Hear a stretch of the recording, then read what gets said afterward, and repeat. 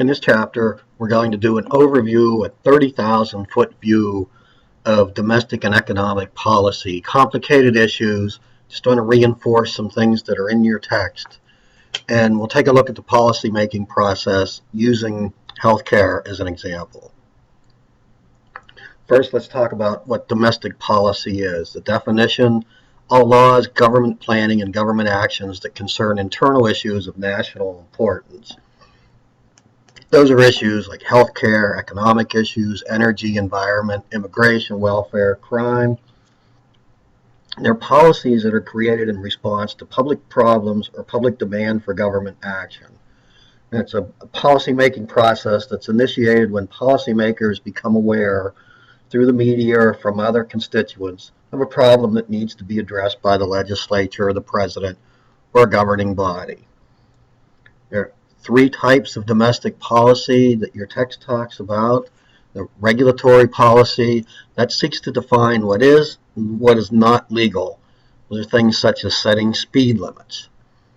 Second type, redistributive, that transfers income from certain individuals or groups to others, often based on the belief that these transfers promote fairness. Social Security is an example of that. Third type, promotional, which seeks to foster or discourage various economic or social activities, often through tax breaks or subsidies. An example of this would be tax credit for buying fuel-efficient cars. Briefly on economic policy, two types of economic policy that your text talks about: fiscal policy, monetary policy. Fiscal policy, domain of Congress. Your text talks about Keynesian economics. It's the use of government spending and taxing to help stabilize the economy. Keynes believed there was a need for government intervention in the economy. So when you hear Keynesian economics, you know it's about government intervention. Monetary policy, that's the domain of the Federal Reserve System, known as the Fed. That's the nation's central banking organization. And primarily, the Fed will regulate the amount of money in circulation. It plays a major role in the economy by increasing or cutting interest rates. So let's talk about the steps in the policy-making process. There are 5 steps to this process. First is agenda building. That's when the governing body must be aware that a problem requires action. We talked about just a moment ago, policymakers find out through the media or from their constituents that there's a problem that needs to be addressed. Second step, policy formulation. That's where various policy proposals are discussed among government officials and the public. Policy adoption. So when you choose a specific policy from among proposals that have been discussed. Fourth step is policy implementation. That's when the policy you've chosen, you've adopted, it's been put into effect by the appropriate government agencies. This is how the policies are carried out. And final step is policy evaluation. It's when government or outside organizations determine how the program has actually worked, and often will lead to a new round of policy-making initiatives. We'll start by talking about healthcare's role, or healthcare as an example, and work through this process very quickly. In the agenda building stage, talked about America spending almost twice as much on healthcare as Britain or Japan. That Medicaid, Medicare, government programs that provide hospital medical benefits for about a third of the population, the main source. The issue of the uninsured. Nearly 16% of the U.S. population didn't have health insurance in 2008. That uninsured population is relatively young, and they're entry-level jobs without health benefits. As I mentioned, there's a high cost that comes with it. That per capita spending on health care is about 5% growth per year, cost of new medical technologies, and the cost of increase in our elderly population. International experience. People talk about universal health insurance that's common in most economically advanced countries. And the reality is the U.S. is really the only advanced industrial country with a large pool of citizens who lack insurance. Policy formulation stage found various policy proposals discussed between government officials and the public.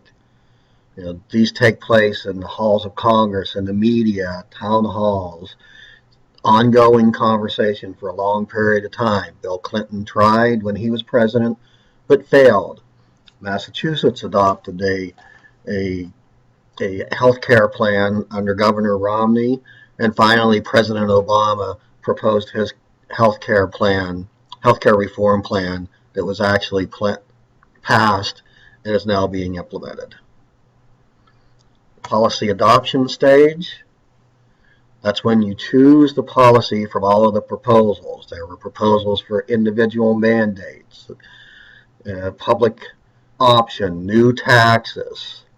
The public initially had strong support, but once there was some opposition led by the Tea Party, that support waned a little bit.